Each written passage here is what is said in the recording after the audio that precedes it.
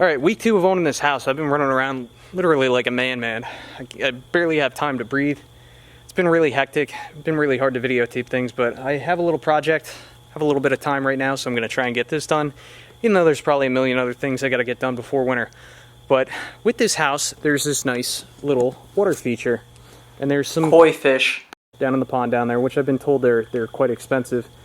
I'd like to sell them. I don't really care for fish, but the family wants to keep them, so we're gonna keep the fish for now. Anyway, there's a little waterfall feature up here. There's a pump down there. By the way, these boxes, that box and this box, are called bottom filtration boxes. There's a series of filters that kind of get placed in layers, and then the pump sucks from the bottom of the box. So yeah, I already took the water pump out of that bottom filtration box, and I read online that you don't necessarily have to winterize these boxes, but I'm just trying to do the right thing and try and prevent them from cracking. That bottom one, I'm just going to leave wet, and fingers crossed, hope that doesn't crack. This top one, however, because I took that pump out of there and that's all the pipes are winterized, I kind of feel weird about leaving this filled up with water. So I got a little tool to help me get the water out of here, which I'm going to unbox in a minute here, but I need to drain this. I'm going to put some antifreeze in there, just in case I get a little bit of moisture in there, a little bit of water. I'm going to put a cover on top and we'll call it a day here. And then another project coming up, there's a little hot tub over there, which it's pretty old and pretty crummy, which is going to be a big summer project to get that thing going. That needs to be winterized too, but for today, let's focus on the pond. The shop, well, it's not much of a shop, but it will be really nice once I finish it up. I still got to move the welding table over, which I'm going to do this weekend. But this is what I purchased. I purchased a Ridgid wet-dry vac, which this is going to be critical in helping me winterize the pond as well as the hot tub and also other projects around the house. Because we have no nice welding table, well, we're going to have to work on the floor today. So this model is a Ridgid WD1270, and the reason I purchased this, I liked it because it had the right power to price ratio. It puts out 5 horsepower, peak horsepower, and it can hold 12 gallons. So wet dry vac, I figured I couldn't go wrong. So this is kind of going to be a little informal unboxing video. It says it right here, full lifetime warranty against material defects and workmanship. So that's kind of promising. Let's see what we got here. All right, you got some plastic stuff. You got this big vacuum, and then what else you got here? You got some pipes, so that's pretty much it. Let me put this together and we'll go outside and see if it sucks. Perhaps that was a little too informal. In this bag, let's see what we have here. Well, we have 1, 2, 3, 4 little, I guess these are accessory holders that go on the, well, there's no corners because this is a round vacuum, but I'd imagine they attach right here, which I'll read the instructions at some point. And then also, there's 4 casters so you can wheel this thing around. Let me assemble it. Okay, so I had to refer to the instructions, which I don't often do because it's kind of confusing where you put the casters. Do you put them right in here? Do you put them in this port? What you do in these accessory holders, you put these little casters in the center of here and push down until you hear a pop. There we go. Now that caster is locked in there. And then from here, these little accessory holders simply slide onto your Ridgid vacuum like so. Just push up. Use your knee, whatever you want. Of course, when I put them all down, or when I put them all on the actual container itself, then you can put a little bit of down pressure and that'll help lock these in, but these aren't going to fall off. Let me do the rest of them. Try and make it outside before it gets dark out.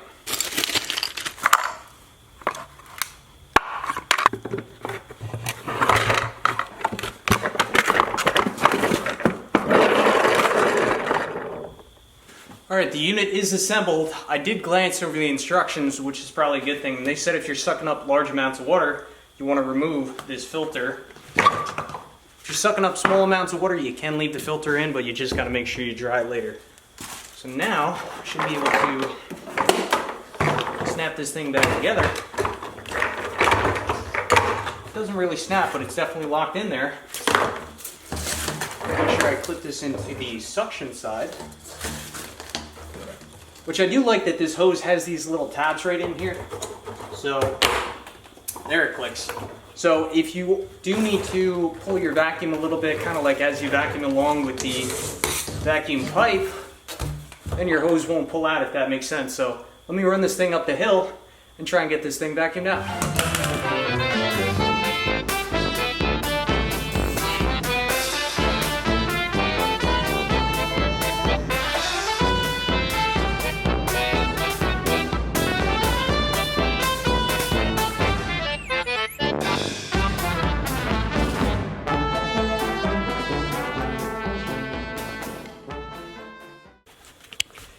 Here's the antifreeze that I'm going to be using. When you're winterizing pipes, you want to make sure that you get RV antifreeze. You don't want to get regular car antifreeze. And this stuff is really good. It's guaranteed down to -100. And also, you know it's a good product if it's made in Canada, eh? Another feature why I really like this Ridgid vacuum is because if you're sucking up a lot of water, it has this little drain plug right here, which allows you to easily and effortlessly drain any fluids that collect in this collection hopper. I'm not sure if I can run it with this open. If I can, that would be ideal. So let me turn this unit on and see if this works. All right, so I think I'm losing too much suction. I am trying to draft down probably 3 feet, so I definitely felt that I was losing some vacuum in there. So let's put this cap back on and give it another try. All right, let's go for round 2 here.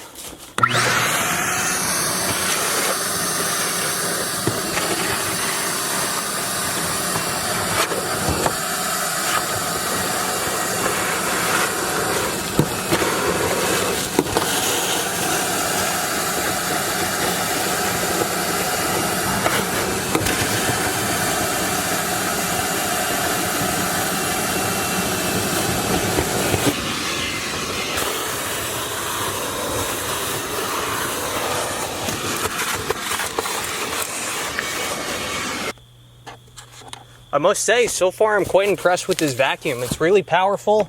It sucks up a lot of water really quick, even when you're drafting down about 3 feet. And really no complaints so far at all. Leaves coming right out of there. Beautiful. Time will tell, of course, but so far really happy with this purchase.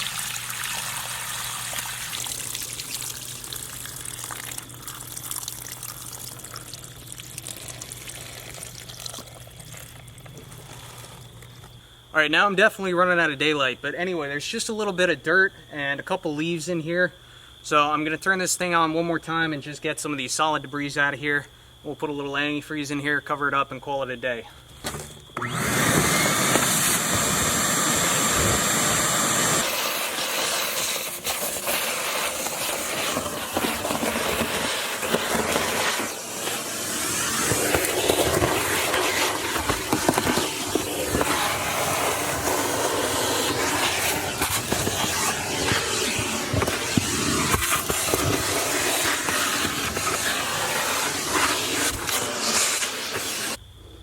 That is pretty darn clean. I definitely could have got these corners a little bit better if I had some type of funneling attachment, but this thing is doing really well. Really impressed with this vacuum so far. So this box is pretty much good to go. There was just a few drops of water coming out of here, which I believe this is like a corrugated water supply line. So of course, you know, the pipe feeds from that box down there and it comes up the hill here. So it goes up an incline, then it probably flattens out or comes down a little bit. So there's probably just a little bit like in these corrugations in which it's just flowing in here a little bit, which is, it's pretty much dried up right now. And that again is the purpose why we're going to put some antifreeze in here. So I'll probably put maybe a half gallon in here and almost there.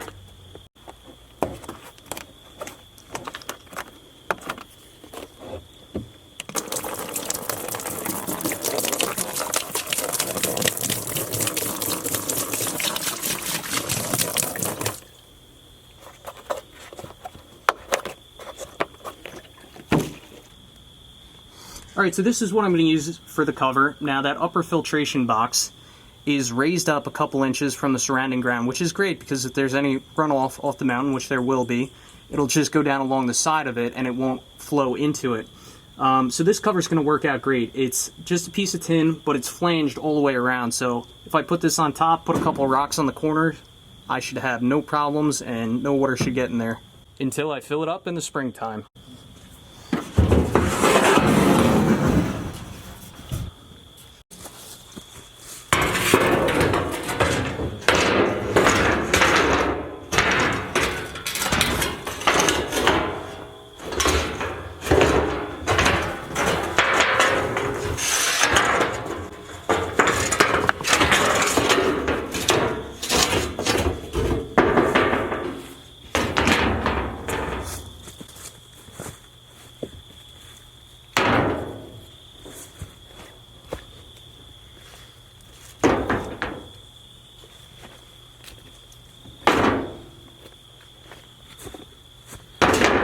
and one project down, about 99 more to go. First, I gotta clean up. Yeah, this homeowner thing, it's a lot of work.